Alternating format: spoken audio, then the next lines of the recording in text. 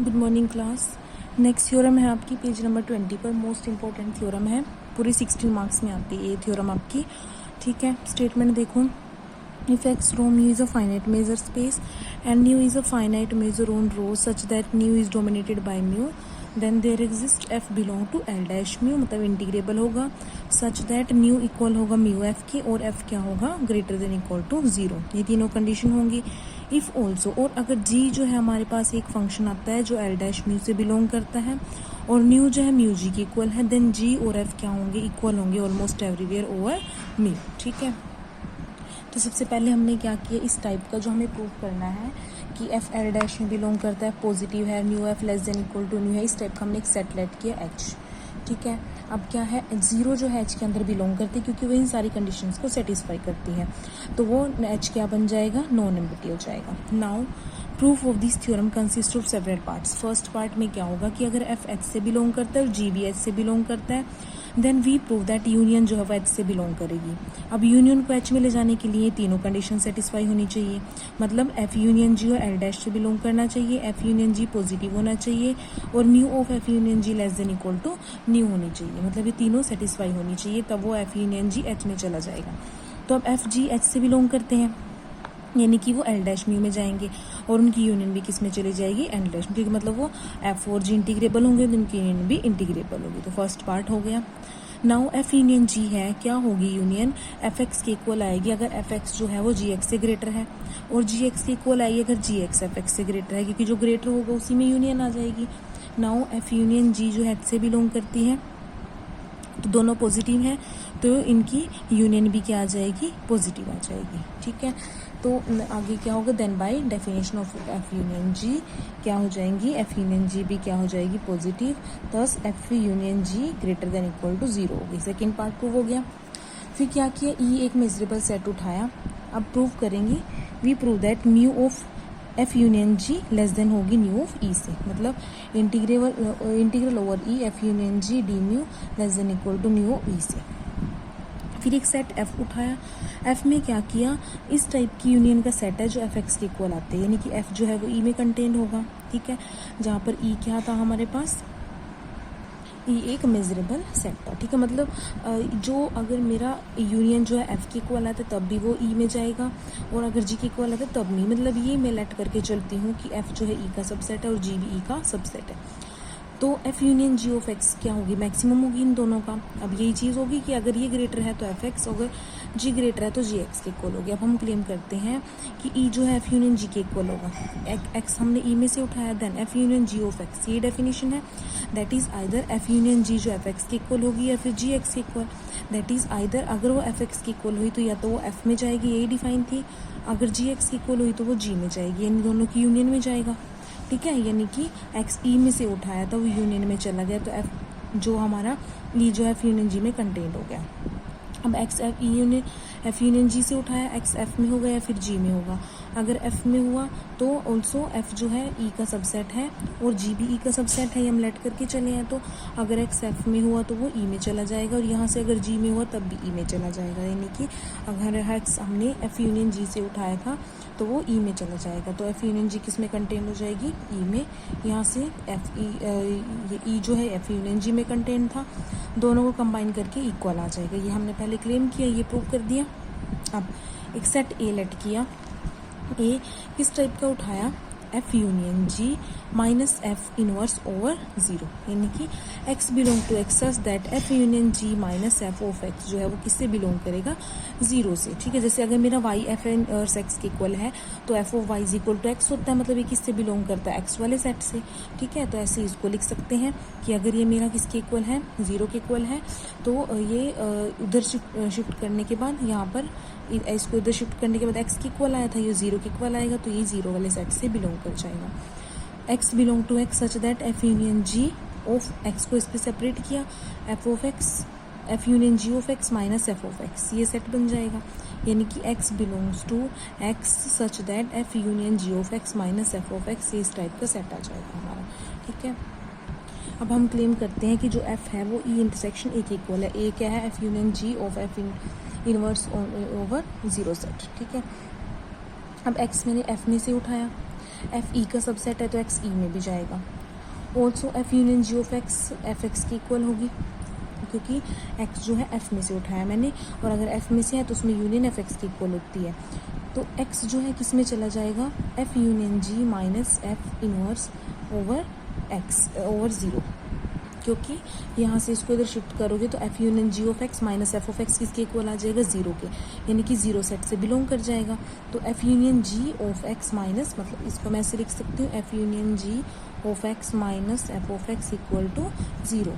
ठीक है, तो यहाँ ये अगर मैं इसको एक्स को उधर शिफ्ट करूँगी तो इसका इन्वर्स किससे बिलोंग कर जाएगा, ये एक्स से, क्योंकि देखो यहाँ से क्या करोगे, एफ यूनियन जी माइनस एफ, ठीक है, एक्स ही आ गया इक्वल टू ज़ीरो। इसको उधर शिफ्ट करोगे तो x is equal to F union ji minus f का इन्वर्स। ठीक है, यानी कि ये एक्स, ये तो हमारा किससे बिलोंग कर जाएगा, ये इन्वर्स जो है एक्स से, यानी कि एक्स जो है मेरे पास वो इस वाले फंक्शन वाले सेट में बिलोंग करेगा, यानी कि एक्स जो है मेरा इससे बिलोंग करेगा ओवर ज़ीरो, क्योंकि ज़ीरो था ना इधर।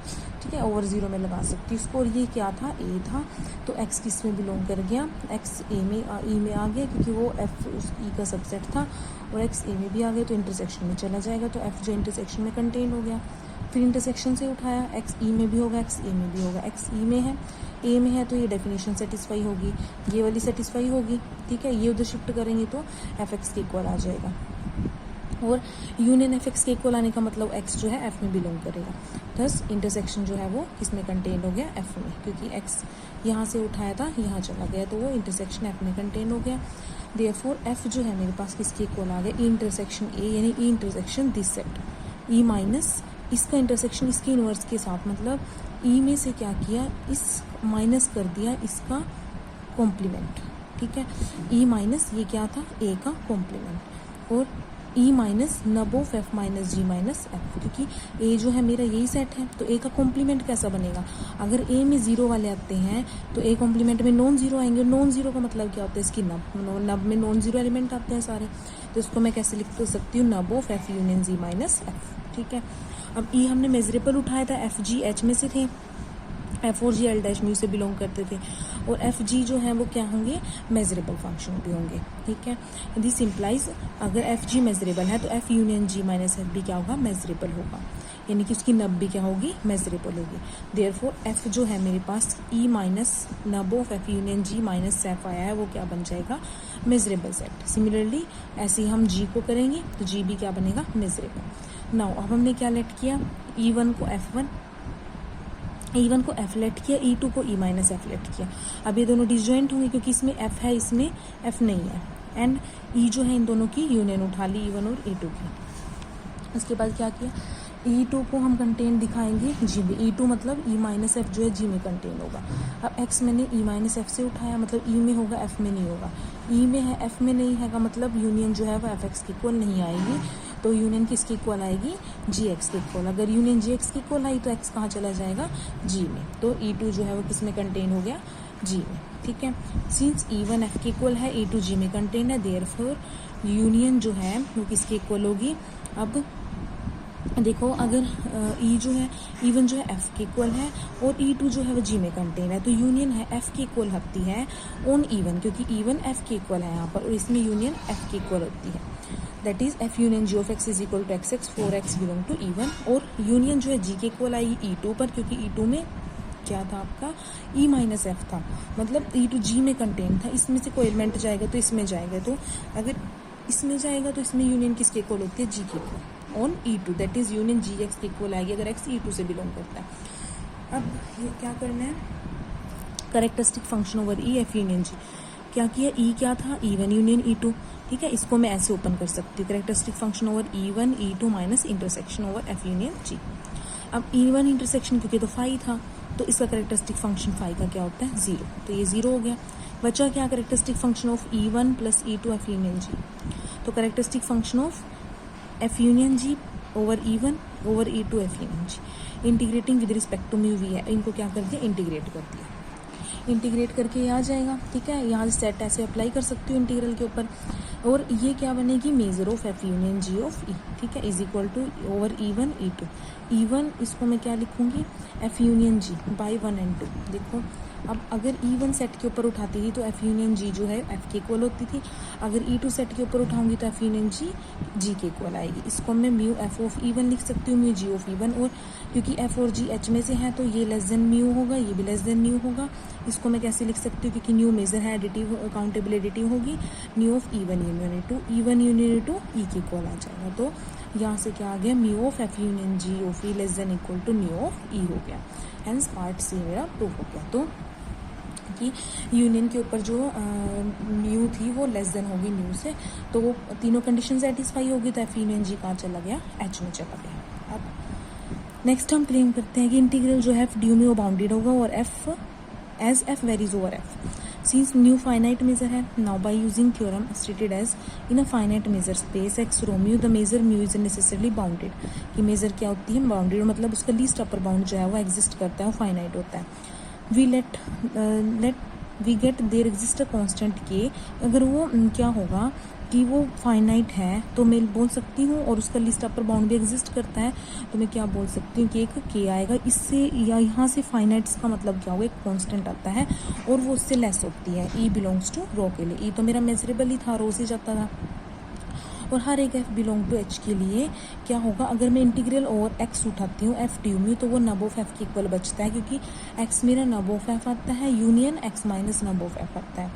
तो अगर मैं इंटीग्रल नब ऑफ F के ओवर उठाती हूँ, ठीक है, तो वहाँ पर फंक्शन आपका F बचता है, और अगर X minus nub of F उठाती हूँ, क्योंकि नब ऑफ F में तो नॉन जीरो आएंगे, और इसको मतलब टू पार्ट्स में ऐसे ब्रेक किया है, इंटीग्रल ओवर नब of F d mu plus integral over X minus nub of F d mu.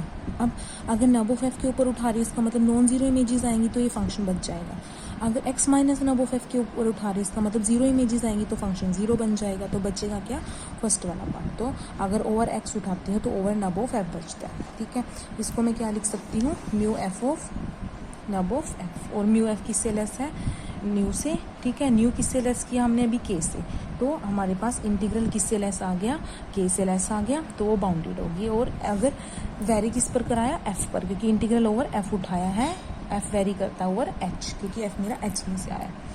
Now अब थर्ड पार्ट क्या है, जो सेट है integral over F d mu F belong to H is non empty है and bounded हो गया, bounded अभी prove किया। देयरफॉर द कंप्लीटनेस रिज्यूम से क्या आता है, least upper bound of above set exist, हमने हमको उसका लीस्ट अपर बाउंड लेट कर लिया।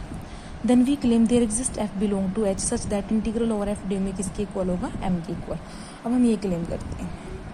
अब सेकेंड पार्ट से M जो है मेरे पास, आप बोला था ना मैंने कि इसका लीस्ट अपर बाउंड है M, तो वो क्या होगा, एग्जिस्ट करेगा, मतलब फाइनाइट होगा। Bye definition of least upper bound की डेफिनेशन से एक सीक्वेंस GN आएगी H में, सच दैट इंटीग्रल ओवर GN जो है वो कन्वर्ज करेगा M को। इसका मतलब कन्वर्ज की डेफिनेशन लगाई, limit n approaches to infinity over this equal to M। फिर FN डिफाइन किया, G1 union G2 union and so on. FNX क्या होगा, ये यूनियन है तो इन सब में से जो मैक्सिमम होगा उसके इक्वल आ जाएगा, यानी कि FNX जो है ग्रेटर हो गई GNX से, क्योंकि ये इन सब की यूनियन है। तो FN है greater than equal to GN, FN क्या है, इंक्रीजिंग है, क्योंकि वो यूनियन बन रही है। ऑल्सो पार्ट 1 से क्या है, FN जो H में से उठाया था हमने, ठीक है। नाउ GN FN के लेस है, और इंटीग्रल लगाएंगे तो integral over GN integral over FN से लेस होगा। सिंस FN H में से था, M उसका लिस्ट अपर बाउंड था इस सेट का, देयरफॉर ये सेट का लिस्ट अपर बाउंड है, तो अपर बाउंड तो बनेगा ही, यानी कि ये जो सेट है इंटीग्रल जो है इसका, वो किससे लेस रहेगा, इस अपर बाउंड से। अब ये इससे लेस है, ये इससे लेस है, इनको कंबाइन कर देना है। देयरफॉर कंबाइन करने के बाद ये आ जाएगा, लिमिट अप्रोच कराई, और ये किसके इक्वल है आपका, अभी हमने प्रूव किया कन्वर्ज की डेफिनेशन से कि GN जो है इसको अप्रोच करता है तो ये M के इक्वल होती है लिमिट, तो यहाँ से ये M के इक्वल आ जाएगा। कंबाइन करना है इनको तो ये रिजल्ट आ जाएगा कि लिमिट इस पर अप्रोच कराते हैं तो M के इक्वल आते हैं। Now the set is bounded by part 2 से हमने इसको बाउंडेड प्रूव कर दिया था। Therefore every element of sequence is also bounded, कि ये बाउंडेड है तो इसका हर एक एलिमेंट बाउंडेड होगा। नाउ FN जो है मेरी इंक्रीजिंग सीक्वेंस आई थी और ये बाउंडेड भी था, देयरफॉर मोनोटोन कन्वर्जेंस थ्योरम से क्या आ जाएगा, एक FL डैश में से आएगा, सच दैट FN इसको इंक्रीज करेगा ऑलमोस्ट एवरीवेयर एंड इंटीग्रल भी इसको इंक्रीज करेगा। अब modifying F and FN on a suitable null set, we can assume that FN increases to F की, हमने अज्यूम कर लिया कि जो अगर मैं इसको मॉडिफाई भी करती हूँ, मतलब यहाँ पर चेंज भी करती हूँ, किसी नल सेट के ऊपर इनको डालती हूँ, तो भी क्या होगा, ये इंक्रीज़ करेंगे। अब सिंस एफ एन एच में से बिलोंग करता है, देयरफॉर एच में से बिलोंग करने का मतलब वो पॉजिटिव तो होगा ही होगा, और एफ एन जो है वो इंक्रीज़ भी करता है, और एफ जो है लिमिट है उसकी सीक्वेंस की, क्योंकि एफ एन जो है एफ को कन्वर्ज कर रहा है तो इसकी लिमिट हुई, देयरफॉर लिमिट भी क्या हो जाएगी, पॉजिटिव हो जाएगी। Now integral over f N D mu converges to to limit integral over f D mu, कि जो ये इंटीग्रल है एक तो इसको कन्वर्ज करता है, ठीक है, और एम को भी करता है। पीछे से हमने क्या किया, ये देखो एम को भी कन्वर्ज कर रहा है। बट क्या होता है, वो पॉसिबल कब होता है, जब लिमिट्स इक्वल हों, क्योंकि अगर वो दो लिमिट्स को कन्वर्ज कर रहा है तो वो यूनिक होती हैं लिमिट्स, तो इक्वल आ जाएंगे। बस वी हैव इंटीग्रल और एफ डी में एम के इक्वल आ गया, वी हैव एफ जो है कहाँ से आया हमारे पास, एल डैश म्यू से, एफ क्या हुआ, पॉजिटिव भी हो गया। इन ऑर्डर टू शो, अब एफ के लिए दो कंडीशन तो आ गई, अब उसको एच में दिखाने के लिए एक कंडीशन ये रहती है कि म्यू एफ जो है न्यू से लेस होना चाहिए। तो अब क्या किया, ई एक मेजरेबल सेट था, then characteristic function over E F n जो है अप्रोच करे, कन्वर्ज करे characteristic function over e into f, क्योंकि देखो अगर एक्स ई में से है तो करेक्टरिस्टिक फंक्शन क्या होता है, ओवर ई 1, मतलब एफ एन जो एफ एन के इक्वल आ जाएगा, और एफ वाला एफ के इक्वल आ जाएगा, और एफ एन एफ को कन्वर्ज करता है तो करेक्टरिस्टिक फंक्शन इनके इक्वल ही तो है, तो ये भी एक दूसरे को कन्वर्ज करेंगे। ऐसे जीरो वाले केस में भी, मतलब अगर ई मेजरेबल सेट है और एक दूसरे को कन्वर्ज करते तो करेक्टरिस्टिक फंक्शन भी कन्वर्ज करेंगे। लिमिट अप्रोच कराई दोनों पर, इंटीग्रल अप्रोच कराए, इसको मैं कैसे लिख सकती हूँ, over E F N D mu converges to over E F D mu, इसको मैं लिखूँगी mu F N of E converges to mu F of E, मतलब म्यू एफ ऑफ ई जो है वो क्या बन जाएगा, least upper bound mu of f n का, ठीक है, यानी कि म्यू ऑफ एफ एन जो है वो क्या होगा, ये लीस्ट अपर बाउंड है, अपर बाउंड तो है पर लीस्ट है, इसका मतलब ये अपर बाउंड है तो ये ग्रेटर बनेगा इस म्यू ऑफ एफ से। Since mu of f n जो है म्यू ऑफ ई से लेस है, क्योंकि एफ एन जो है मेरा एच में से है, तो म्यू ऑफ एफ एन के ऊपर जो मेजर लगेगी वो न्यू से लेस रहेगी, और यहाँ से कंबाइन करेंगे, देखो ये इससे लेस है और ये इससे लेस है, तो म्यू एफ भी क्या आ जाएगी, न्यू से लेस, तो क्या बन गया, एफ किससे बिलोंग कर गया, एच से बिलोंग कर गया, ठीक है। At least we have a function f belong to h such that integral over g mu d less than होगा एफ डी म्यू से, for all g belongs to h यानी एम के इक्वल। अब we claim that mu f जो है new के equal है। अब देखो जो आपको प्रूव करना था उसमें आपके पास कितने पार्ट थे जो प्रूव करना है। प्रूफ में एक आपका था मेजर, ये डोमिनेट हो रही थी, एक एफ एल डैश म्यू से आ गया सच दैट न्यू म्यू एफ की इक्वल हो गया, और F positive F l dash mu से आ गया, एफ पॉजिटिव भी हो गया, ये चीज़ प्रूव करनी रहती है। इफ़ ऑल्सो, और अगर हमारा एक जी एल डैश से है तो हम प्रूव करेंगे जी एफ और इक्वल होंगे ऑलमोस्ट एवरीवेयर, ये भी हो गया, ये भी हो गया, ये प्रूव करना रहता है। म्यू जो है म्यू एफ के इक्वल है, तो हम न्यू है म्यू एफ की इक्वल ये क्लेम करते हैं। इसको रो लेट कर लिए इन दोनों के डिफरेंस को, अगर रो जीरो हो जाएगा तो ये इक्वल हो जाएंगी दोनों।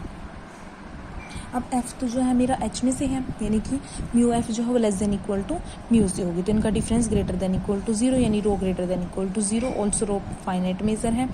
ऑल्सो न्यू जो है म्यू से डोमिनेट होता है, और nu minus mu F nu से तो लेस रहेगी, क्योंकि उसमें एक टर्म सब्ट्रैक्ट हो गई है, यानी कि रो जो है न्यू से लेस रहेगी। रो न्यू से लेस है, और न्यू जो है रो जो है म्यू से डोमिनेट भी होती है, ठीक है। दिस इम्प्लाइज, अब ये डोमिनेट कैसे होगी, क्योंकि ये रिजल्ट है कि अगर ये इससे लेस है तो इससे डोमिनेट होती है, कि रो है जो म्यू से लेस है तो इससे डोमिनेट होगी, और रो जो है म्यू से डोमिनेट हो जाएगी, क्योंकि म्यू जो है न्यू से डोमिनेट है, न्यू जो आगे रो से डोमिनेट है, कंबाइन करके क्या आ जाएगा, म्यू और रो एक दूसरे से डोमिनेट हो जाएंगे। ये रिजल्ट है आपका, ठीक है। रो जो है न्यू से डोमिनेट है, न्यू और म्यू डोमिनेट है, तो रो म्यू से डोमिनेट हो जाएगी। अब रो को जीरो प्रूव करना है, तो हमने अज्यूम किया कि वो नॉन जीरो है, और रो जो है म्यू से डोमिनेट भी होती है, तो अगर नॉन जीरो है तो हमने लेट किया कि एक मतलब रो जो है म्यू से डोमिनेट भी होती है। तो जो आपको थ्योरम कराई थी एक ऑन पेज नंबर 16 पर आपको कराई थी एक थ्योरम, देखो ये थी ना, यहाँ पर क्या है, अगर वो डोमिनेट होती हैं तो एक एप्सिलॉन ये आता है, new minus epsilon into mu क्या होता है, ग्रेटर देन जीरो, मतलब यहाँ से क्या आएगा, epsilon into mu of E जो है लेस होगा न्यू ऑफ ई से, ठीक है। तो वो रिजल्ट यहाँ पर यूज़ किया है कि जो मेरे पास एप्सिलॉन इनटू म्यू ऑफ ई वो लेस देन हो जाएगा रो ऑफ ई से, और म्यू ऑफ ई मेजर है पॉजिटिव होगी। हमने जी डिफाइन किया F plus epsilon into characteristic of E, integral apply किया, इंटीग्रल ये आ जाएगा। इसको मेजर ऑफ ई लिख सकती हूँ।